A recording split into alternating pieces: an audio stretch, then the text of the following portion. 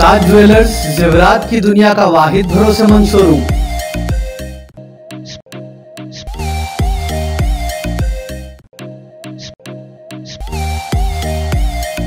ताज jewellers अपने ग्राहकों के लिए गुज़िश्ता 25 सालों से मुकम्मल भरोसे के साथ आला व मियारी क्वालिटी में 916 हॉलमार्क के नित नए डिजाइन्स और बेहतरीन कारीगरों की खिदमत हासिल करते हुए ग्राहकों का दिल जीत रहा है। शादी ब्याह व दीगर तकारीब के जेवरात की खरीदी के लिए ताज ज्वेलर्स पर जरूर तशरीफ लाएं। हमारा पता है अल अजीज कॉम्प्लेक्स नज़द picture palace, Atai street, Nizamabad.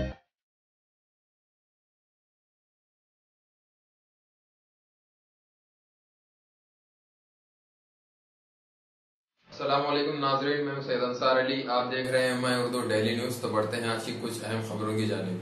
Hyderabad MP व सदर मजलिस इत्तेहादुल मुस्लिमीन असद अवैसी ने एक प्रेस कॉन्फ्रेंस करते हुए मरकजी हुकूमत को आड़े हाथों लेते हुए कहा कि आज मोदी हुकूमत ने भारत को शमशान और कब्रिस्तान में तब्दील कर दिया है।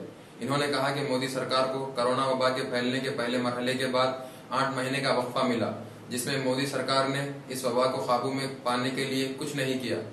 इस मौके पर असदुद्दीन अवैसी ने आमदुल मुस्लिमीन से अपील की कि वो ईद की नमाज अपने मोहल्ले या फिर अपने घरों में अदा करें। जिन्होंने नरेंद्र मोदी को वोट दिया, बताओ आज आप क्या कहते हैं? छोड़ो, हम तो मुखालिफ थे और रहेंगे इंशाअल्लाह। क्या आज हमारे मुल्क को शमशान और कब्रिस्तान में तब्दील कर दिया गया है? एक भारत का एम्बेसडर मुल्क का सफीर रहा 4 ममालिक का। एक अस्पताल के पार्किंग लॉट में उसको बिस्तर के लिए उसकी मौत हो जाती है। भारत का सफीर रहा है 4 मुल्कों का, अस्पताल के पार्किंग लॉट में उसकी मौत हो जाती है।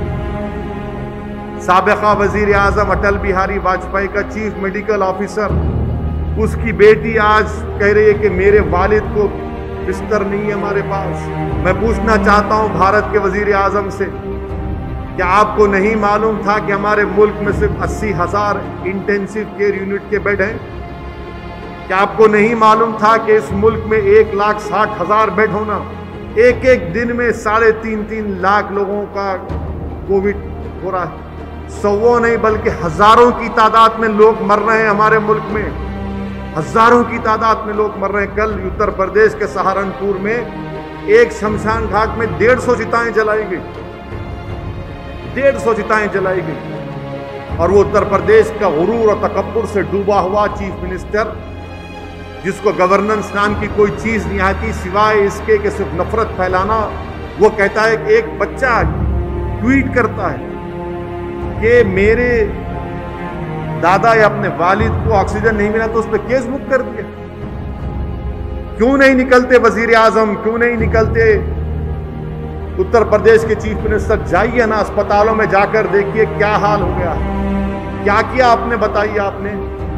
आपको 8 महीने का वक्फा मिला, आपने क्या किया इसके लिए? कुछ नहीं किया आपने।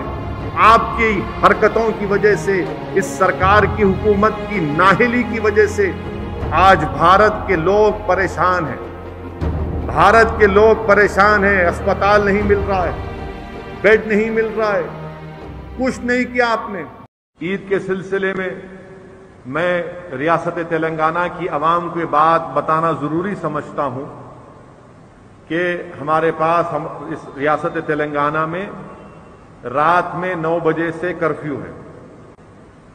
और मेरी कल तेलंगाना हुकूमत के वजीर दाखिला जनाब महमूद अली साहब से बातचीत हुई फोन पर, और उन्होंने मुझे ये बताया है कि ईद की नमाज हुकूमत ईदगाह में अदा करने की इजाजत इसलिए नहीं दे सकती क्योंकि कोर्ट्स का फैसला है, कोर्ट की हिदायतें हैं कि एक अवामी इज्तिमात पर पाबंदी है, अवामी इज्तिमात पर पाबंदी है। इसलिए तेलंगाना हुकूमत अनकरीब में फैसला लेगी कि ईदगाह में जाकर वो अवाम अपनी ईद की नमाज अदा ना करें बल्कि अपने महल्लों की मसाजिद में अदा करें।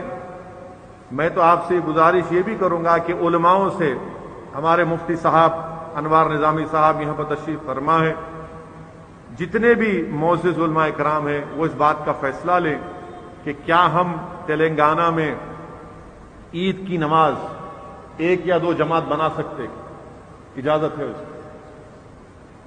اگر اس کی اجازت ہے کہ ایک مسجد میں عید کی نماز کی 2 یا 3 جماعتیں ہو سکیں تاکہ ایک فجر کے بعد جو وقت شروع ہوتا ہے عید الفطر کا، تو آپ اسی اپنے محلے کی مسجد میں 2-3 جماعت بنا لیجئے، سوشل ڈسٹینسنگ کو برقرار رکھ کر آپ اپنے اپنے محلے جات میں اپنی عید کی نماز کو ادا کریے۔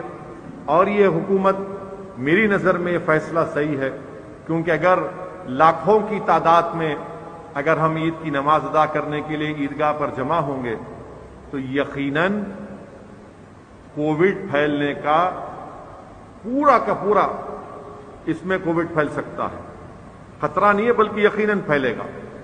تو اسی لیے میری آپ سے گزارش ہے کہ حکومت کی طرف سے جب یہ فیصلے کا اعلان ہوگا تو علماء کرام سے میری گزارش ہے کہ وہ اس بات کا فیصلہ کریں کہ کیا مساجد میں محلوں کی عید کی نماز 2 یا 3 جماعتیں اگر ہو سکتی ہیں تو علماء اس کا فیصلہ لیں، مگر عوام سے میری یہ اپیل ہے کہ عید کی نمازیں میں مسجد کو جائیں، سوشل ڈسٹینسنگ کو برقرار رکھیں، اپنے چہرے پر ماسک لگائیے، خدا کے لیے ماسک لگائیے، اور یہ گلے ملنے کا کام مت کریے۔ گلے ملیں گے پیارے تو کووڈ گلے مل لیں گا آپ سے آ کے، تو کووڈ سے گلے ملنا نہیں ہے، کووڈ کو دور رکھنا ہے، کورونا کو دور رکھنا ہے۔